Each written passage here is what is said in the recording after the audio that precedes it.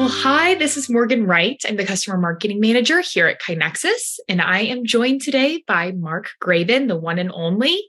Today, we'll be doing a short podcast preview for his upcoming webinar later this week, Psychological Safety as a Foundation for Continuous Improvement. So again, that will be later this week on Thursday, June the 8th from 1 to 2 p.m.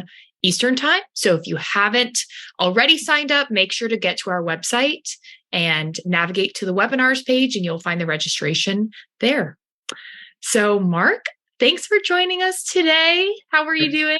Hey, Morgan, I'm great. I'm excited about the webinar. Get to turn the tables and be the presenter this time. And you've presented, three of them in that Habit series recently. Thank you for this time playing the role of host.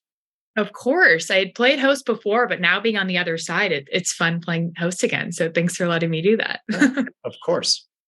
Okay, so today we're going to chat a little bit about your upcoming webinar. So I know I was lucky enough to see you speak a couple of weeks ago at KaiNexCon. So for those of us, or for those of you who weren't able to see Mark speak, tell us a little bit about what is the high-level theme of your upcoming webinar.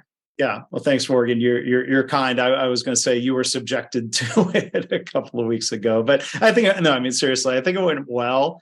We're happy to be able to share this with a broader audience here today or this week in the webinar format. But like the title says, the main theme will be talking about psychological safety, not just what it is, but why it's such an important foundation or a precondition for an organization to have a culture of continuous improvement. At KaiNexus, we're passionate about spreading continuous improvement. And for that to happen, we need to have at least a high enough level of psychological safety in our workplace. As I'll share, in the webinar, there are ways of trying to measure at least the perceived level of psychological safety in a workplace.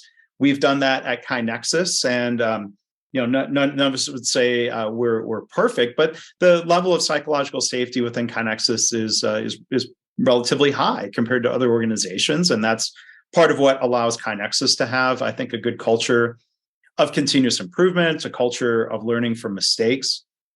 So in the webinar, I'm going to kind of tie some of it back to Toyota, who we often look to as a model, not just for problem solving and continuous improvement, but there's also a lot of evidence, both kind of explicit and implicit, about Toyota being a workplace with a high level of psychological safety, where people feel safe to speak up about problems, mistakes, ideas, things like that. So, some of this might be familiar to people. For some, this might be a little bit of new lingo around psychological safety. Again, not just what it is, why it's so important to companies like Toyota and KaiNexus, as different as our two companies are, and then a little bit about what leaders can do to actually create the conditions for higher levels of psychological safety. It's a lot to cover in about 40 minutes, but we'll do a little bit of interactive polling and surveying and try to make it a little bit interactive as well.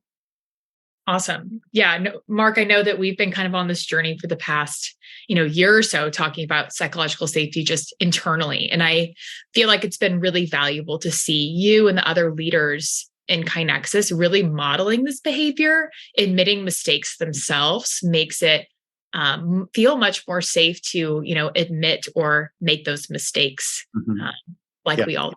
So, yeah. Well, no, I'm glad you pointed that out, because, talking about some of the terminology and the concepts is the first thing, but it builds upon the actions that have been happening, I think, pretty much through the whole. This is my 12-year KaiNexanniversary involved with the company. That's been the culture that Greg and Matt and Jeff and others have really tried to build, a culture where people react constructively when a mistake happens. And that's something I'm happy to see when there's these moments where leaders are leading by example and admitting mistakes, and then reacting kindly and constructively when others make mistakes. That just sets a good foundation.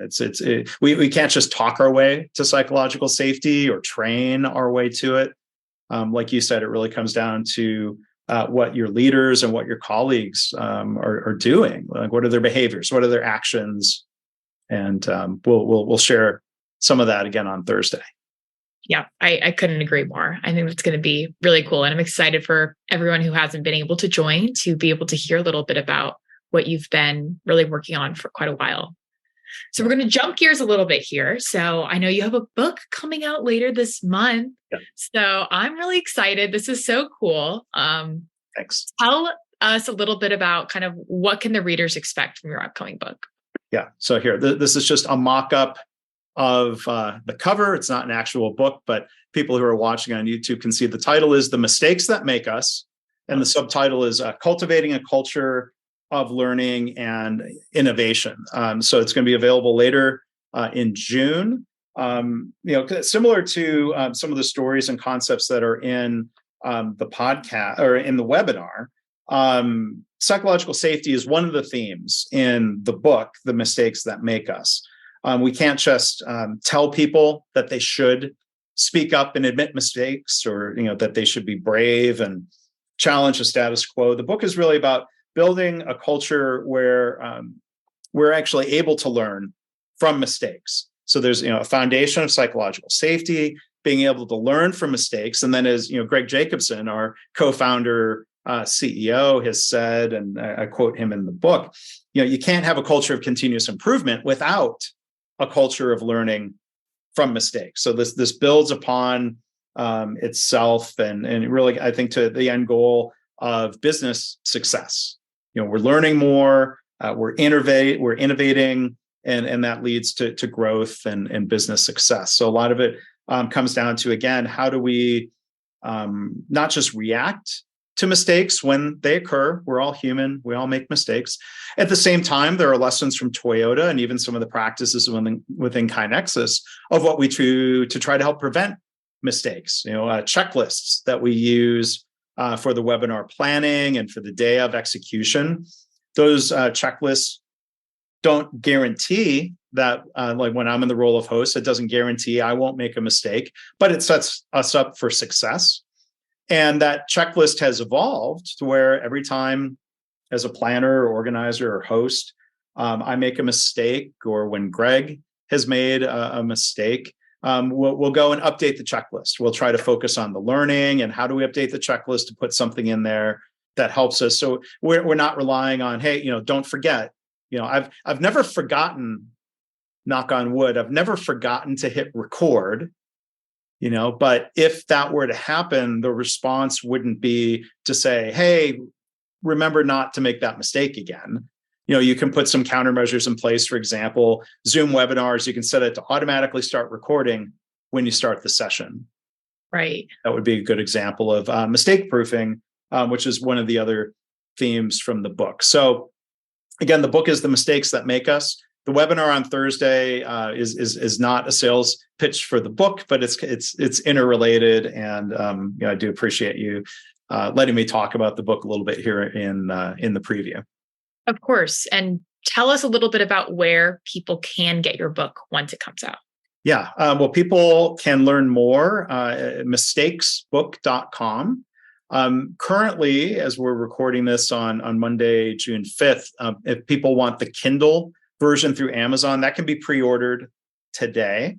Later this month, the print editions, there'll be a paperback, and for people who might want a hardcover version, those will be available first off through Amazon. People can order signed copies if they want, or they can do a bulk order through me at mistakesbook.com, and it'll eventually work its way through the supply chain to other retailers in late June, or in some cases into early July, depending on where people prefer buying their books. Awesome. Well, thank you for your time today. So looking forward to Thursday and hearing more. So have a great rest of your week, and we'll see you then. All right. Thanks, Morgan. And please go KaiNexus.com/webinars to get signed up. We'll see you then. See you then.